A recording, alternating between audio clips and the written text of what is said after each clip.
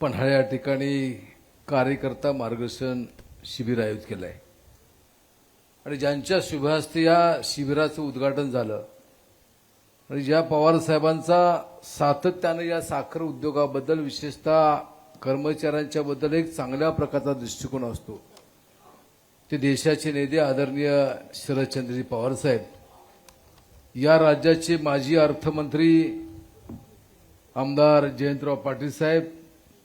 पृथ्वीराज जाचक साहेब राज्य साखर संघाचे अध्यक्ष PR पाटील साहेब कोल्हापूरचे अध्यक्ष VB पाटील साहेब माजी आमदार राजीव आवळे आजरा कारखाना चेअरमन मुकुंद देसाई विलासराव गावडे काकाजी चव्हाण आपल्या या प्रतिनिधिमंडळाचे अध्यक्ष तात्यासाहेब काळे रावसाहेब पाटील राजेंद्र चव्हाण अविनाश आपटे युवराज ननवडे सर्व उपस्थित या ठिकाणी सर्व पदाधिकारी उपस्थित सर्व पत्रकार बंधू आणि भगिनींनो या राज्याला खऱ्या अर्थानं आर्थिक स्थैर्य देण्याचं काम सहकाराच्या माध्यमातून झालं कैलासवासी यशवंतराव चव्हाण साहेबांनी कृषीवर आधारित कारखानदारी उभी केली आणि त्या उद्देश हा होता की शेतकऱ्याच्या कच्च्या मालावर प्रक्रिया व्हावी आणि त्याचबरोबर स्थानिक लोकांना आपल्या गावाच्या आसपास रोजगार निर्माण व्हावा आपल्या कार्यक्षेत्रात रोजगार निर्माण व्हावी भूमिका होती आणि त्या माध्यमातून आपण जर पाहिलं तर पहिल्या 50 वर्षामध्ये निश्चित याचा चांगल्या प्रकारचा अवलंब झाला अनेकांच्या जीवनामध्ये आर्थिक परिवर्तन आलं मगाशी आपण प्रतिनिधिमंडळानं जे आपलं प्रेझेंटेशन सादर केलं त्यामध्ये एखादा आढावा त्या ठिकाणी घेण्यात आला पण खऱ्या अर्थानं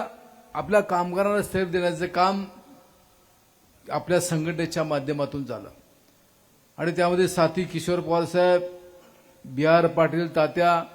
आणि त्यांच्या सर्व सहकाऱ्यांनी सातत्याने प्रयत्न केला त्यामुळे आपल्याला एक सन्मानाची वागणूक मिळाली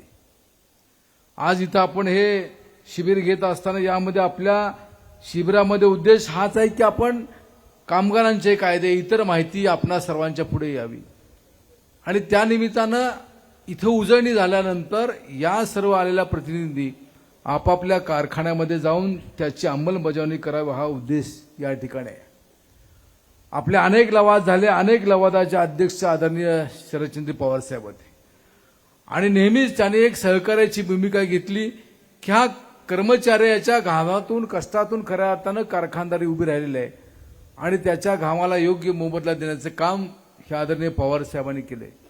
आणि म्हणून त्यांना आपण प्रत्येक कार्यक्रमाच्या निमित्तानं नेहमी निमंत्रित करत असतात साहेब सुद्धा आज काल जवळ 4 तासाचा प्रवास करून कोल्हापूरला आले आणि आज इथं आले आज पुन्हा पुण्याला जाणार आहेत आपल्याबद्दल अतिशय तळमळ असलेल्या अशा प्रकारचे व्यक्तिमत्व अगदी ऊस तोडणी मजुरांचा प्रश्न आला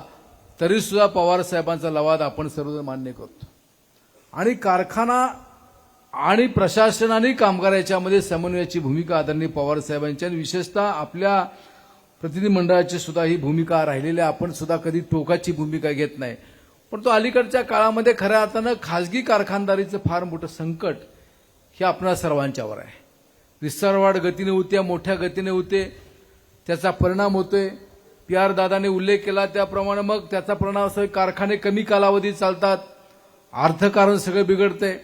पण शेवटी आपलं सगळं निसर्गावर अवलंबून आहे पाऊस कसा पडतोय याच्यावर सर्व गोष्टी अवलंबून आहेत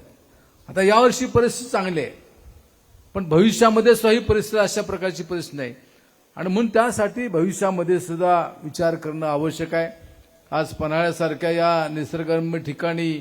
हे शिबिर या ठिकाणी आयोजित केलं आहे मला खात्री आणि विश्वास आहे की आपण सर्व अधिकारी कर्मचारी एक चांगल्या प्रकारचं काम करत आहात आपण या राज्याचं आर्थिक जीवनमान उंचवण्यामध्ये फार मोठं आपलं योगदान आहे